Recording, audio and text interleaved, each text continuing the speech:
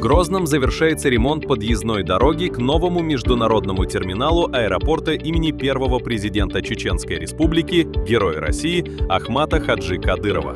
В настоящее время специалисты проводят выравнивание обочин, укладывают тротуары и благоустраивают прилегающую территорию. Все работы ведутся в соответствии с графиком с привлечением необходимой техники и квалифицированных специалистов. Строительство нового терминала является одним из крупнейших инфраструктурных проектов региона. Современный авиационный комплекс позволит значительно повысить качество обслуживания пассажиров и увеличить пропускную способность аэропорта. Реализация проекта находится под личным контролем главы Чеченской Республики Рамзана Ахматовича Кадырова.